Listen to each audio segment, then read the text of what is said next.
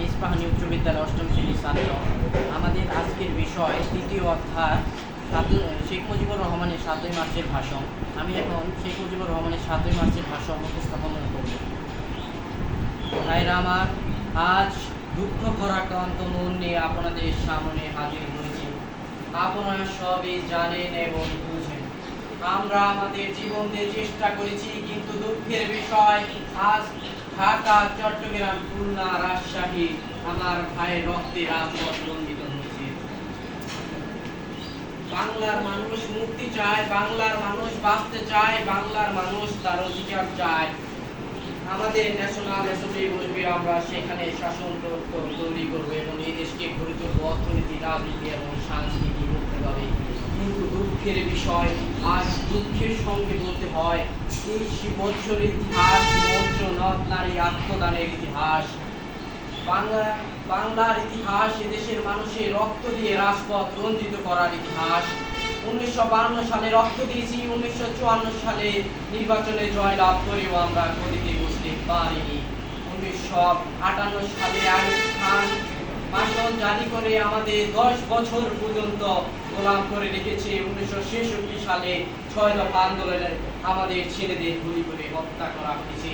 1969 সালে আইয়ুব খান পতন হওয়ার পর যখন ইয়াহিয়া খান সাহেব সরকার নিলেন, তিনি বললেন দেশে শাসনতন্ত্র দিবেন, দেশে গণতন্ত্র দিবেন, আমরা মেনে নিলাম।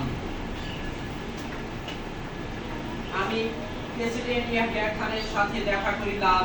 আমি বললাম, আমি পাকিস্তানের নেতা হিসেবে তাকে অনুরোধ করিলাম 15 ফেব্রুয়ারি আপনি জাতির পরিষদে অধিবেশন দেন। তিনি আমার কথা রাখলেন না, তিনি রাখলেন ভোট্টা সাহেবের কথা। প্রথম সপ্তাহে মার্চ মাসে হবে। আমি বললাম ঠিক আছে, আমরা অ্যাসেম্বলি বসবো। এমনকি আমি এই পর্যন্ত বললাম, যদি কেউ ন্যায্য কথা বলে, আমরা সংখ্যায় বেশি হলেও সে কথা আমরা মেনে নেব। ভোট্টা সাহেব এখনো এসেছিলেন, আমরা আলোচনা করলাম, বলে দিলেন যে আলোচনা দরজা বন্ধ নয়, আরো আলোচনা হবে। তারপর অন্যান্য নেতার সঙ্গে আমরা আলোচনা করলাম, আপনারা আসুন, বসুন, আমরা এখানে শাসনতন্ত্র তৈরি করব। তিনি পাকিস্তানি মিলিটারি যদি এখানে আসেন, কসাইখানা হবে। তিনি বললেন যে যাবে তাকে মেরে ফেলা হবে। সে দোষ আমার উপরে দেওয়া হলো, বাংলার মানুষের উপর দেওয়া হলো। ইয়াহিয়া খান প্রেসিডেন্ট হিসেবে অ্যাসেম্বলি ডেকেছিলেন, আমি বললাম সেখানে আমি যাব। ভোট্টা সাহেব বললেন আমি যাব না, হঠাৎ বন্ধ করে দেওয়া হলো বাংলার মানুষের এ দোষ, বাংলার মানুষের উপর দেওয়া হলো, এ দোষ আমার উপর দেওয়া হলো।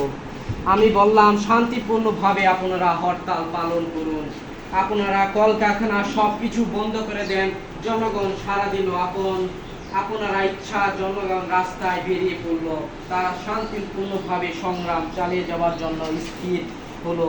কি পেলাম আমরা পয়সা দিয়ে অস্ত্র কিনেছি বহু শত্রুর আক্রমণ থেকে রক্ষা পাওয়ার জন্য, আর সেই অস্ত্র দিয়ে আমাদের ভাইদের বুকে গুলি করা হয়েছে। আমরা পাকিস্তানের সংখ্যাগুরু, আমরা বাঙালির ক্ষমতা যাবার চেষ্টা করেছি, তখনই আমাদের উপর ঝাঁপিয়ে পড়েছে।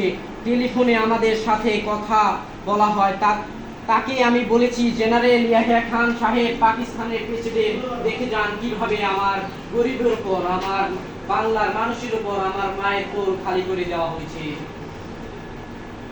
ভাইরা আমার, 25 তারিখে অ্যাসেম্বলি কল করেছে, রক্তের দাগ শুকালে আমি 10 তারিখে সিদ্ধান্ত নিয়েছি ওই রক্তের দাগ প্রত্যেক মহলায় আওয়ামী লীগের নেতৃত্ব সংগ্রাম গড়ে তোলো, আপনাদের যা কিছু আছে তাই দিয়ে প্রস্তুত থাকো। মনে রাখবো, রক্ত যখন দিয়েছি, রক্ত আরো দেব, এদেশের মানুষকে মুক্ত করে ছাড়বো ইনশাআল্লাহ। এবারের সংগ্রাম আমাদের মুক্তির সংগ্রাম, এবারের সংগ্রাম আমাদের স্বাধীনতার সংগ্রাম। জয় বাংলা।